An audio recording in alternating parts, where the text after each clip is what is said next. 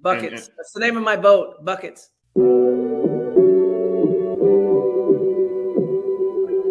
Buckets.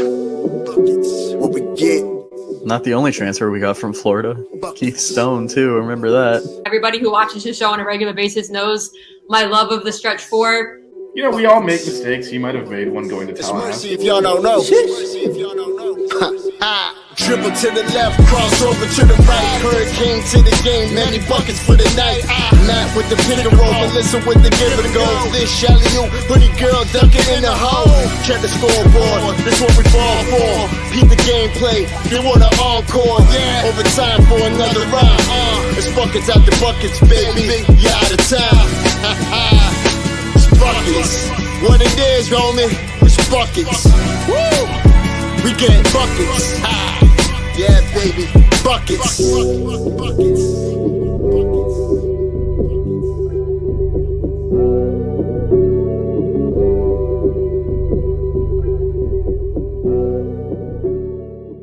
I have no shame. I know. That's the problem. You guys are awesome.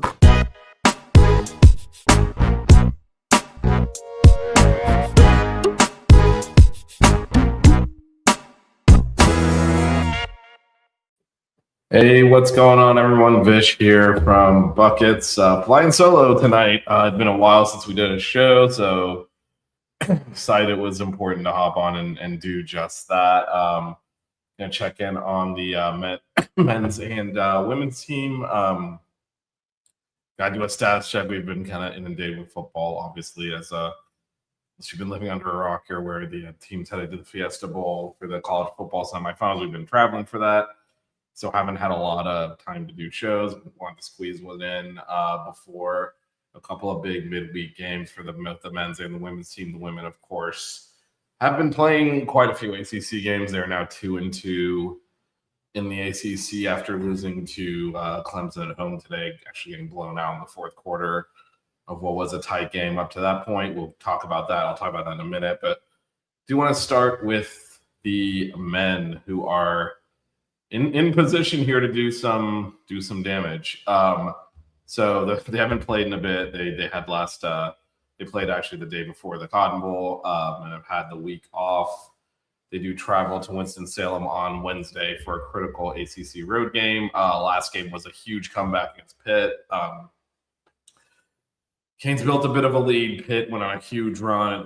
Things looked dire, and Pitt is not a good, not really a strong opponent. So it was one that could have potentially derailed the momentum the Canes had, but dug deep and excellent adjustments by Jay Lucas to go away from the man-to-man, which wasn't really working, go to a zone, kind of completely took Pitt out of their game. And the Canes ended up blowing out Pitt after being down pretty big in double digits at the half as well. Yeah, absolutely. GPO Rock 100% fought back to get the W, and actually fought back to kind of win comfortably in the end. Went to a zone, and the zone was just completely destroyed Pitt. Pitt didn't have an answer for it. Now Pitt is last place in the ACC, so that was a necessary win to keep the momentum going. Coming up this week, more of a middle of the road ACC team in Wake Forest. So let's take a look right now at the schedule that's coming up for the Canes. The next 5 games. Obviously, this is the critical part of the season here as we head through ACC play. They've only played the one ACC game, but as I mentioned, at Wake Forest on Wednesday, come back home Saturday to host Georgia Tech, and then at Notre Dame, at Clemson, and then host Florida State. And if you look at the ACC standings, Clemson 2-0, but then you look at these other teams, Wake Forest, bottom half, Georgia Tech bottom half, Florida State near the bottom, Syracuse there as well, who's the game after that. So, and Georgia Tech down there as well. So there are opportunities here looking at the schedule to win, and especially to win those road games early in conference play is big to build momentum going forward. Because again, with 3 of these on the road, 3 out of the next 4. That in theory should be tough, but Clemson's gotten off to a good start. Notre Dame looks pretty awful, to be honest. I saw them play the other night, and this might be the last year for their coach. So, I mean, that's a game you want to go on the road and think you're going to be able to win. And finally, Florida State has not looked good at all this year, so hopefully that's that's a game you can also win. That is one that I think the Canes would fancy their chances in. It's it's a rivalry game that, while the Canes have been better as a program certainly over the last few years, going to the Elite Eight, going to the Final Four, they have not had success head to head with Notre Dame, with Florida State, shockingly.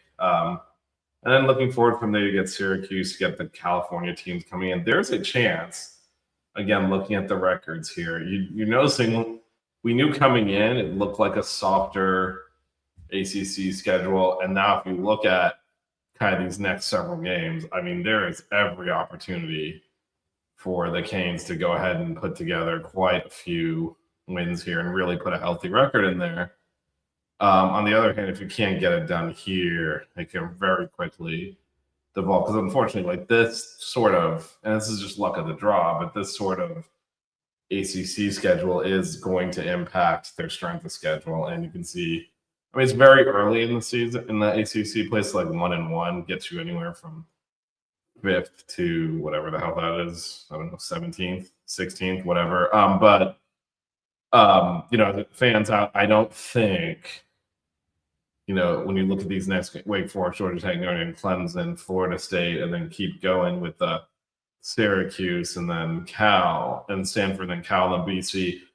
I mean, North Carolina is the first team the Canes are going to run into, and that's February 10th. That's several games from now. Where you're like, that's definitely a tournament team. Some of these other teams might make the tournament, but you're really talking about, your next 8 games against 9 games, really, against teams that are at best bubble teams. You got to put up a bunch of wins there. So there's a critical point. The Canes have shown, though, that they can, when they play teams they should beat, they've handled them, including Pitt, despite the up and down nature of that game. When it came down to it, the Canes were at 10 at the halftime and won the second half by 17 points. That is pretty impressive. So they've shown an ability to do that. Now they got to show down the road. They got to show consistently over several games. And there was an opportunity here to, I don't expect them to win all of these games, but of these next 9 games, 7 wins, I think is realistic.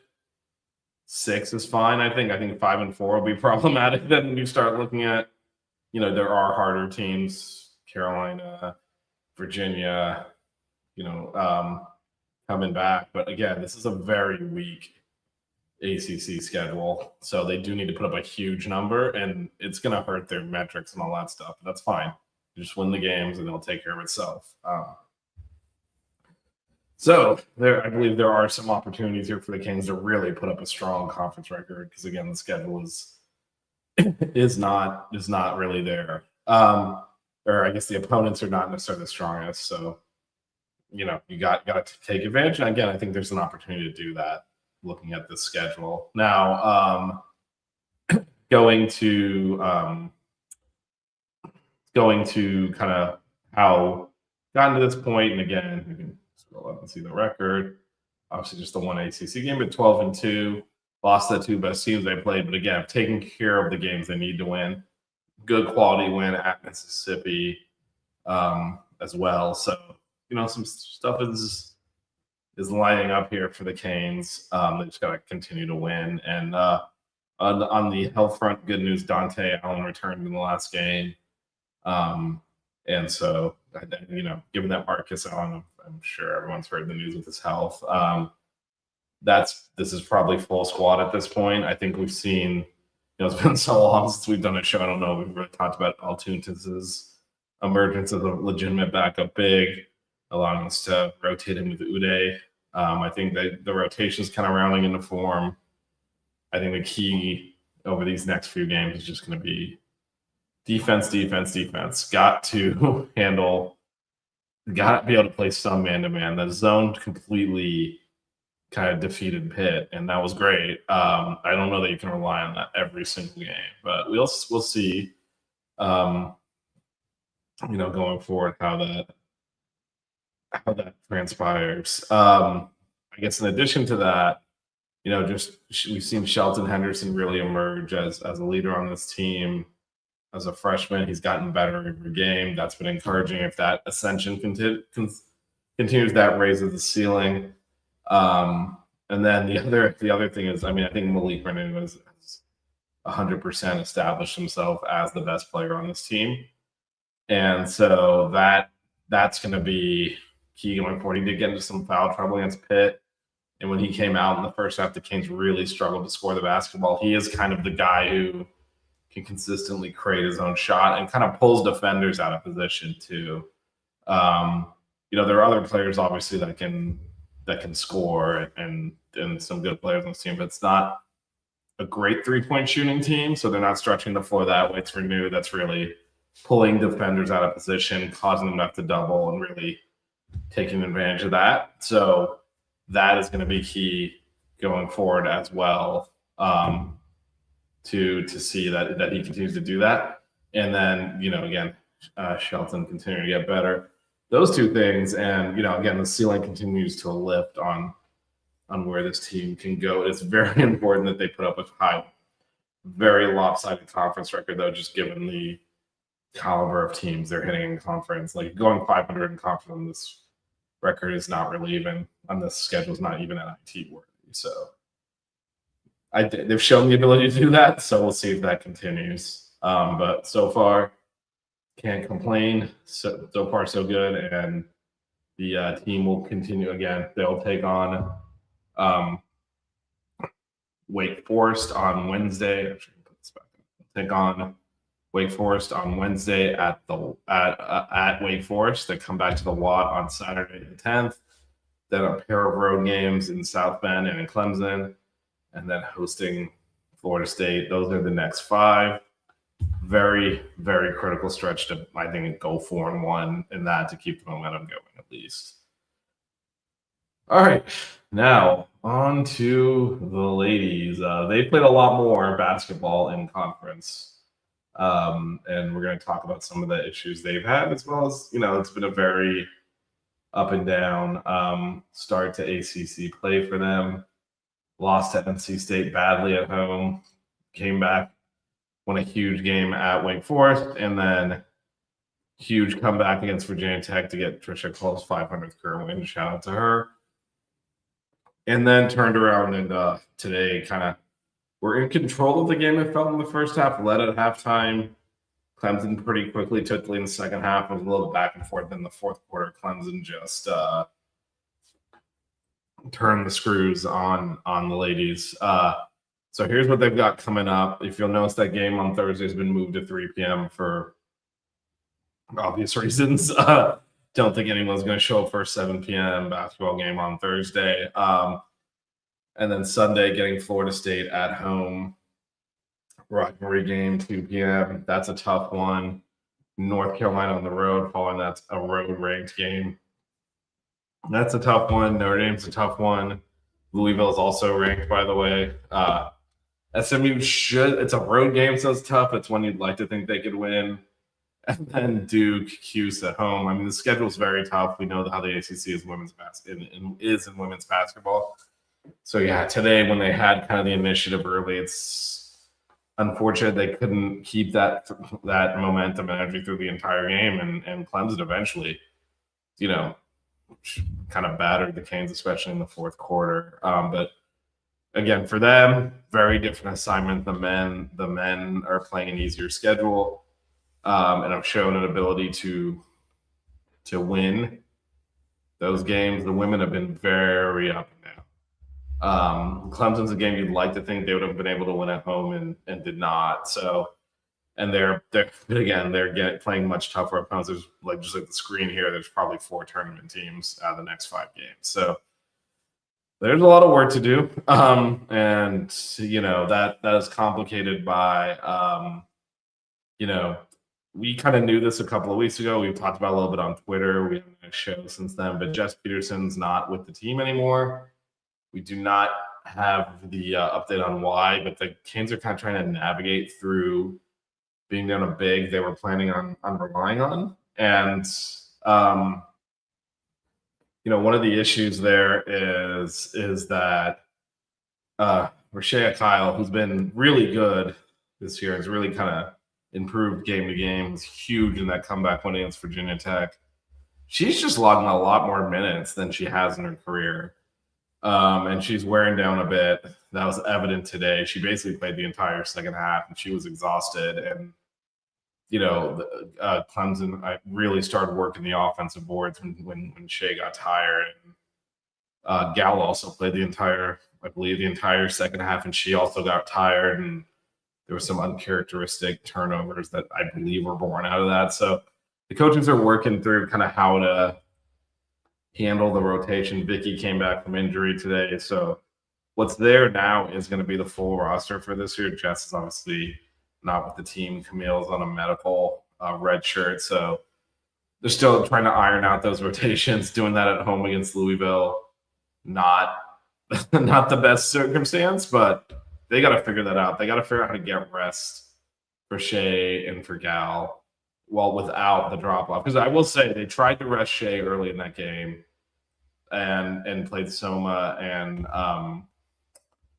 Danielle together, and Clemson immediately went on a run. They put Shea back in. So it wasn't exactly like there was an obvious solution they weren't taking. I will say there's a little bit more depth at guard. So better opportunity there to potentially, rotate and give Gal a little bit more rest, because she I felt ran herself into the ground today. And again, that's when we saw a little bit more of kind of very uncharacteristic mistakes, a few by her in that fourth quarter. But Shea, it's tough because there's no other, not just that there are other bigs, right? Because Candace is there.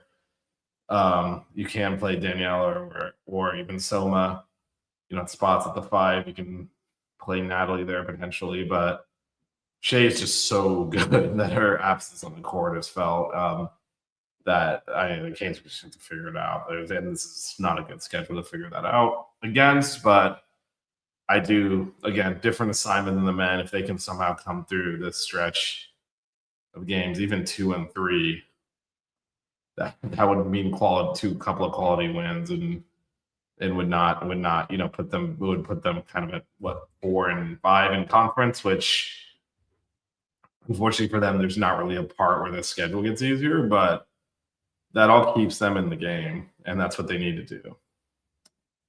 They need to stay in contact with 500 and then hope to finish 500. In the ACC has historically made the NCAA tournament, so they're at 500 now.